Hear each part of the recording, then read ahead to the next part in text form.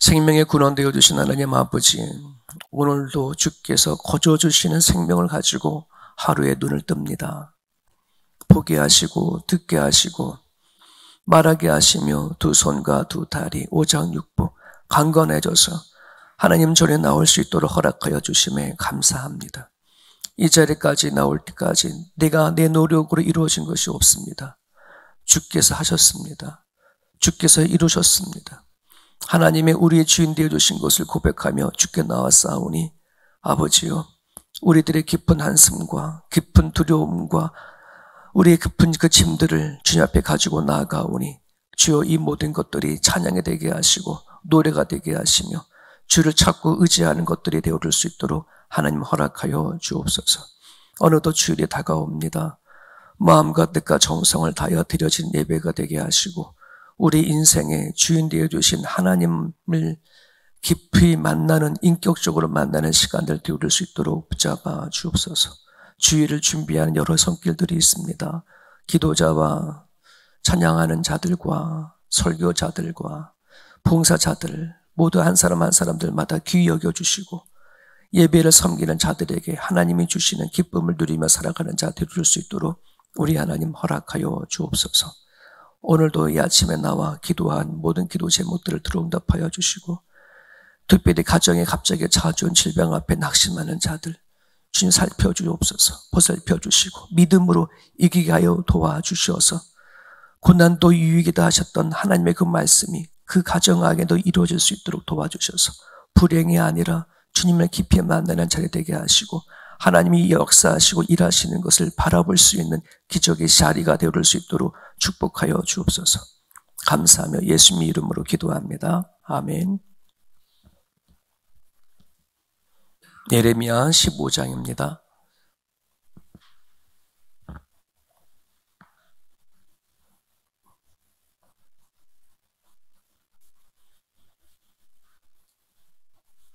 예레미야 15장 1절에서 9절입니다.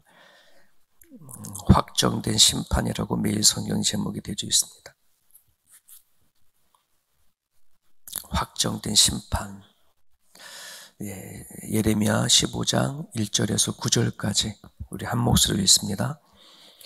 여호와께서 내게 이르시되 모세와 사무엘이 내 앞에 섰다 할지라도 내 마음은 이 백성을 향할 수 없나니 그들을 내 앞에서 쫓아내보내라. 그들이 만일 내게 말하기를 우리가 어디로 나아가리요 하거든 너는 그들에게 이르기를 여호와께서 이와 같이 말씀하시니라.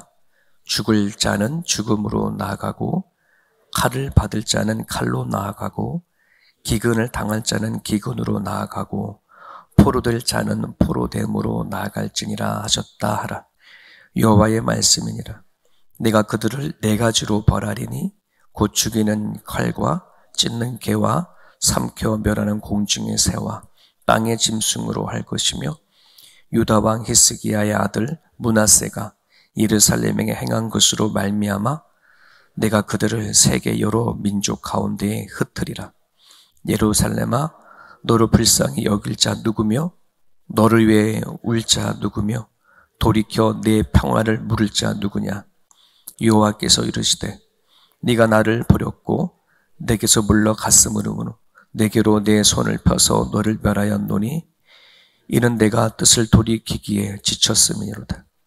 내가 그들을 그 땅의 여러 성문에서 키로 까불러 그 자식을 끊어서 네 백성을 몰아야하나니 이는 그들이 자기들의 길에서 돌이키지 아니하였습니다. 그들의 가부가 내 앞에 바다 모래보다 더 많아졌느니라.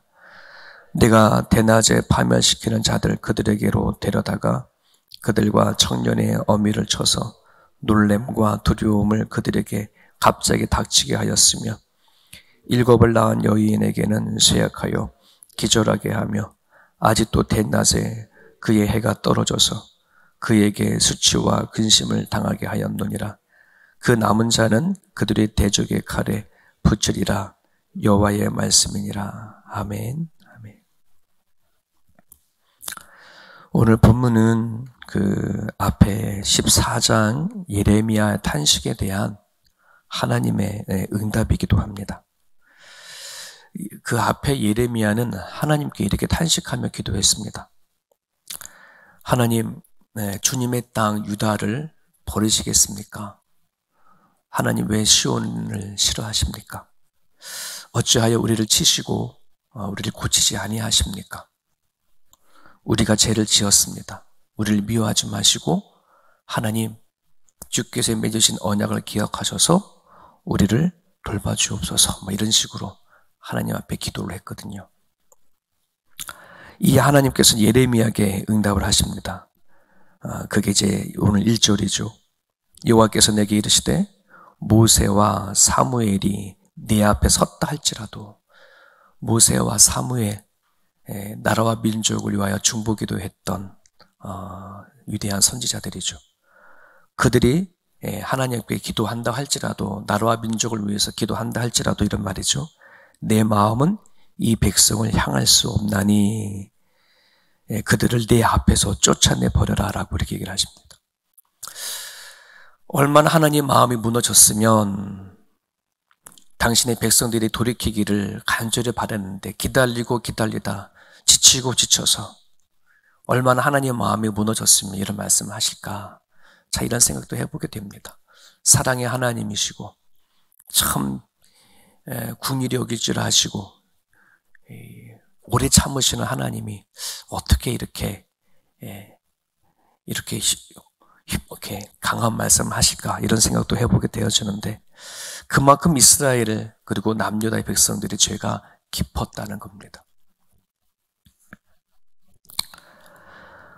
너무나 죄가 깊이 들어가서 모세와 사무엘의 기도도 본인이 한다 할지라도 듣지 않겠다. 그러면서 하나님께서는 남유다에게 네 가지 운명을 얘기를 하죠. 죽을 자들은 죽음으로 나가게 하겠다. 그 앞에 보면 이게 누굴까? 죽을 자가 누구냐 하면 그 앞에 보면 전염병에 걸린 사람들. 전염병에 걸린 사람들은 전염병으로 죽게 하겠다. 칼에 찔려 죽을 사람들은 싸움터에 나가 죽게 하겠고, 굶주릴 자들은 굶어 죽게 만들겠고, 포로 될 자는 포로가 되게 하겠다. 참 기가 막힌 운명이죠. 네. 남유다 백성들이 심은 대로 거둔 그런 결과입니다. 우리가 성경을 보게 되면 하나님께서 북이스라엘의 남유다에게 수많은 선지자를 보내면서 많은 기회를 줬어요. 그들이 무엇을 잘못했는지. 그런데 그들은 듣기보다는 눈앞에 펼쳐진 것에 대해서 더 들으려 하지 않죠. 왜? 들리는 것은 하나님 심판의 소리지만 눈에 보이는 것은 아무런 문제가 보이지 않는 거거든요. 북이스라엘도 그렇고 남유다도 마찬가지고, 그들이 멸망하기 직전까지 못 먹고 못 산 거 아니지 않습니까? 그들은 풍요로웠고 가진 것이 많았었고, 그러니 이게 뭐가 이 위기가 다 되느냐 하는 그 안전 불감증이라 하나요? 그런 것들이 생긴 거예요. 영적 불감증이 생겨가지고 하나님은 아니다, 지금 위기다라고 하는데 그들 눈에 봤을 때는 아닙니다, 평안합니다, 괜찮습니다, 막 이러는 거죠. 하나님이 설득을 했지만 설득도 당하지 않았습니다. 심지어 요시야 왕 때는 종교 개혁을 통해 가지고 남유다의 모든 백성들이 다시 한번 소생케 되어지는 기회가 생겼구나 싶었지만, 그것은 단지 하나님의 심판을 지연하는 것뿐이었고, 이스라엘 백성들, 남유다의 백성들 마음 깊은 곳에 있는 하나님에 대한 불신은 해결되지 못한 것을 우리는 보게 되어집니다. 특히 유다 백성들이 하나님의 관계에서 돌아서지 못할 지점을 통과한 선이 어딜까? 하나님은 참으셨다가 이제는 기도를 해도 제사를 드려도 받지 않겠다, 이제 내 심판은 되돌이키지 않겠다라고 하는 그 선을 넘은 때가 언제냐? 예레미야는 오늘 그 4절에 보면은 므낫세 때 얘기를 합니다. 유다 왕 히스기야의 아들 므낫세가 예루살렘에게 행한 것으로 말미암아 내가 그들을 세계 여러 민족 가운데 흩으리라. 여러분, 우리가 알다시피 므낫세의 아버지 히스기야는 어떤 분이냐면 남유다의 종교 개혁을 일으킨 사람 중에 한 사람이에요. 히스기야의 기도 이런 걸 많이 여러분 책으로도 봤지 않습니까? 죽을 병에 걸렸지만은 하나님의 기도함으로 15년의 생명이 연장되어진 사람이었습니다. 히스기야 왕은 당시에 모든 산당을 제거했고 우상들을 무너뜨렸고 모세가 만든 놋뱀, 느스단을 다 부서뜨렸습니다. 성전을 대대적으로 정화시키고 예배를 다시 재정비하고 유월절을 강화시켜서 유월절에 참석한 모든 백성들로 하여금 자신의 집에 돌아가게 되면 우상을 다 타파하라 명령까지 했던 사람이 히스기야였습니다. 자, 이처럼 그 므낫셋의 아버지는 하나님의 사람이었거든요. 그런데 어떻게 이 므낫셋이 남유다에게 그렇게 가장 악한 왕으로서의 예루살렘에게 행한 그 악함이 있었을까?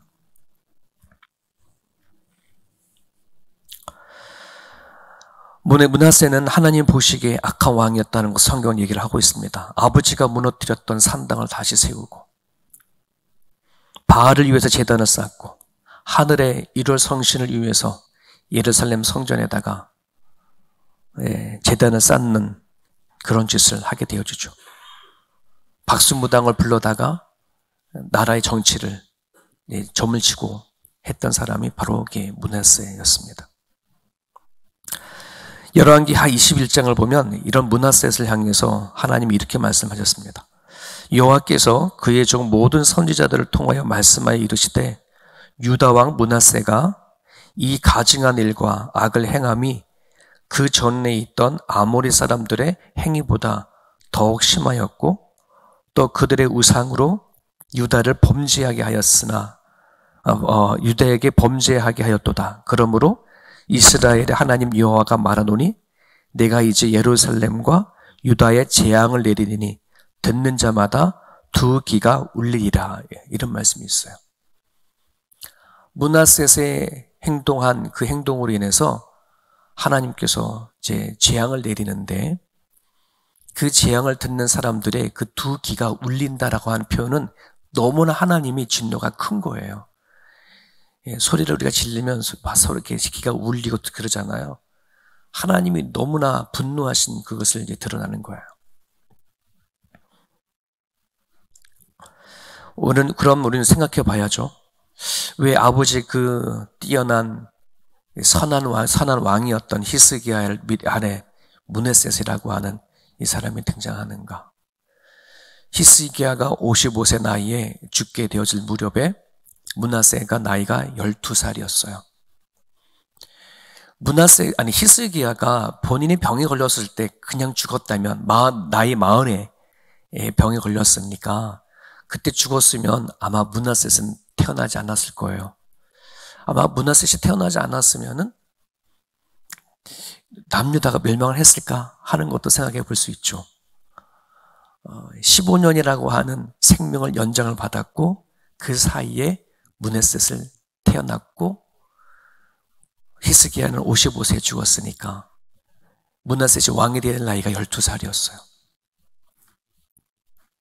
하나님이 축복해서 생명이 연장되어졌던 그 축복 속에 태어난 므낫셋인데 참 이 므낫셋이 안타깝죠. 12살의 어린 나이에 왕이 되어졌어요. 히스기야 아버지가 나름대로의 종교 계획을 일으켜서 많은 산당을 다 무너뜨렸지만 여전히 뿌리 깊게 남아있는 유다 안에 거짓 선지자들, 거짓 종교 지도자들이 남아있었죠. 그들이 뭐예요? 어린 므낫셋에 붙어버리는 거예요. 많은 학자들은 므낫셋을 연구를 했습니다. 정확하게 므낫셋이 왜 그렇게 삐딱한 길을 나갔고 아버지가 행한 그 길을 따라가지 못했는가에 대해서 정확한 답은 기록되어져 있지만 많은 신학자들은 동일하게 얘기하는 것이 므낫세가 가지고 있었던 두려움이었다라고 얘기를 합니다.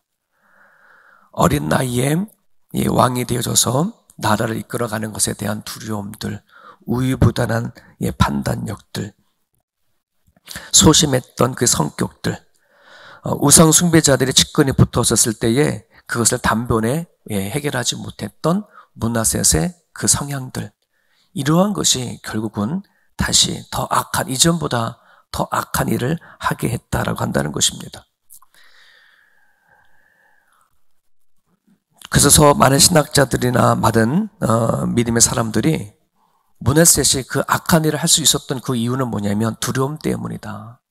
그 두려움이 결국은 우상 숭배에 빠지게 했던 하나의 원인이었음을 얘기를 하고 있습니다. 여러분, 성경에 보면 하나님의 명령으로 가득하죠. 계명으로 많이 가득합니다만 가장 많은 계명이 무엇일까? 우리 인간에게 주는 가장 많은 명령들, 그게 두려워하지 말라라는 말씀이었다고 합니다. 여러분이 나중에 한번 성경을 요즘 인터넷에 나와 있으면 찾아보세요. 두려워하지 말라라고 하는 말씀이 얼마나 많이 등장하는지. 왜냐 그러면 이 두려움 속에 우리들은 하나님을 벗어나고 죄를 짓게 되어지는 하나의 원인이 되기 때문에 그렇습니다. 모세가 이어서 여호수아가 이스라엘 백성들을 이끌고 가나안 땅에 들어갈 때에 하나님께서 여호수아에게 끊임없이 얘기했던 것이 뭐냐면 담대해라, 강해라, 두려워하지 말라, 내가 너와 함께 하겠다 하는 말씀을 계속해서 반복하는 그 이유가 우리 인간 속에 찾아 들어오는 그 두려움이 결국 하나님을 떠나는 일이 되어져 버리기 때문에 그렇습니다. 요한계시록 21장에 보면은 지옥불에 던지는 그런 사람들을 명단을 쭉 얘기를 합니다. 어떤 사람들이 지옥불에 던지는가를 순서대로 명단을 얘기를 하는데 이런 말씀이 있습니다. 볼무에 참여할 자의 명단을 말할 때에 첫 번째는 두려워하는 자들, 둘째는 믿지 아니하는 자들, 그 다음에 세 번째 흉악한 자들, 네 번째 살인자들, 이런 순으로 말씀하세요. 믿지 아니하는 자들보다 앞에 두려워하는 자들 갖다가 붙여요. 이 두려워한다는 것은 결국 뭐 하냐면 하나님이 없다라고 하는 증거를 말하는 것 때문에 그래요. 믿지 아니하는 자들보다 그 앞에 있는 것이 두려워하는 사람들. 여러분은 오늘날 이 시대 살아갈 때 무엇을 두려워하고 살아갑니까? 무엇을 염려하며 걱정하고 살아갑니까? 여러분, 세상을 두려워하게 되어지면 교회 안으로 들어오는 게 아니라 이게 반대로 세상으로 빠져들어가요. 세상이 두려우면 세상 속에 더 깊이 빠져들어가요. 왜? 거기에서 무엇인가 해결하려고. 하나님이 두려워하게 하게 되어지면 어떻게 돼요? 하나님 안으로 들어오게 되어 있어요. 오늘 5절에 보면 예루살렘아 너를 불쌍히 여길 자 누구며 너를 위해 울 자가 누구며 돌이켜 내게 평화를 물을 자가 누구냐. 이걸 그들은 잊어버린 거예요. 유다 백성들은 하나님께서 자신들이 하나님이 된다는 것을 그들은 잃어버렸습니다. 눈에 보여지는 것이 세상에 관한 것들이 더 많았기 때문에 그들은 세상에 대해서 불안하고 두려움을 가졌습니다. 하나님을 찾기보다는 도리어 그 세상의 불안을 해결하기 위해서 세상 안으로 들어가는 것을 우리는 보게 되어집니다.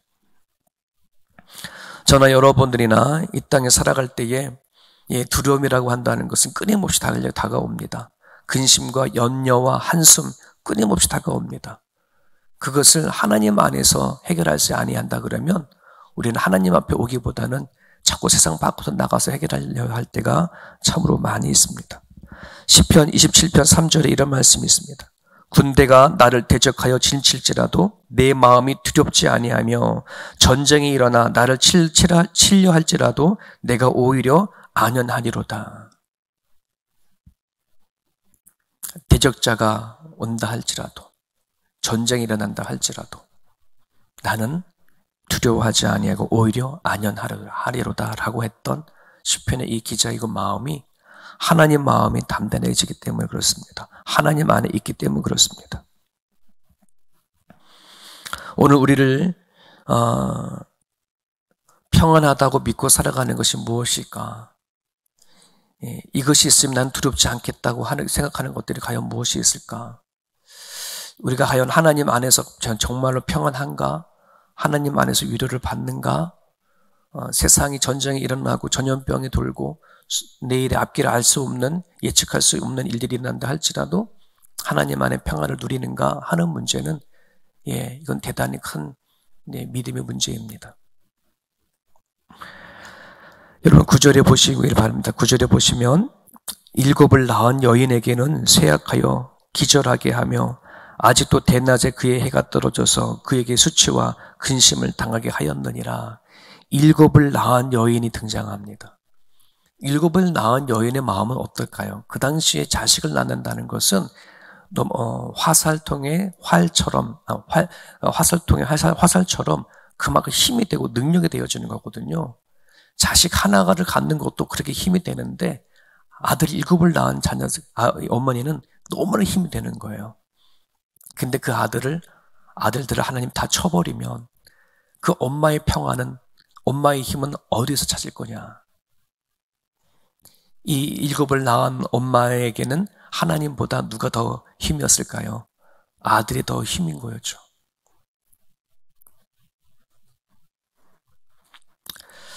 하나님은 우리들에게 얘기하십니다. 과연 우리를 살게 하고 우리의 주인이 누군지, 우리의 생명 붙잡고 살아가는지 누군지를 하나님은 분명히 얘기를 합니다. 우리가 무엇을 의지하고 무엇 때문에 이 세상을 살아가는데 힘을 얻는가 하는 그 부분들. 사랑하는 여러분, 세상을 두려워하면 하나님을 찾지 않습니다. 하나님을 두려워해야지 하나님을 찾고 하나님 앞에 나오거든요. 오늘 교회마다 기도가 점점 사라져가고 있습니다. 점점 세상은 어려워지지만 교회를 찾기보다는 교회를 발을 끊는 무리들이 더 많습니다. 왜 그럴까요? 근심과 걱정과 두려움이 많아짐에도 불구하고 왜 하나님을 찾지 않을까요? 그 마음 안에는 하나님보다 다른 것을 더 의지하고 바라보기 때문에 그렇습니다. 오늘 주신 말씀을 우리는 붙잡으시기를 바랍니다. 므낫세라고 하는 이 사람이 한 사람이 결국 유다의 땅에게 엄청난 재앙이 불러일으키는 것이 왔지만, 말 하나는 그냥 므낫세지만 이스라엘 백성들, 남유다 백성들이 가지고 있는 두려움이 결국은 하나님 앞에 떠나게 되어져 버린 일들이 되어져 버린 거거든요. 오늘 내가 과연 하나님 안에 평화를 누리는가? 하나님 안에서 내가 두려움 없이 살아갈 수 있는 그런 마음이 있는가? 그걸 여러분들이 되새기면서 기도했으면 좋겠습니다. 이 시간 여러분들이 기도할 때에 하나님 안에 평화를 위해서 기도하시고 하나님 안에 확신을 얻을 수 있게 달라고 여러분 기도해 줄 수 있기를 간절히 바랍니다. 내일의 삶은 예측할 수 없는 일들입니다. 하지만 하나님 안에 있는 사람들은 전쟁 속에서도 여러 가지 고통 속에서 소망을 바라보는 사람들이 그리스도인들이라는 사실을 우리가 깨달으시고 이 아침에 기도드렸으면 좋겠습니다. 주신 말씀 붙잡고 이 시간 같이 기도하기 원합니다.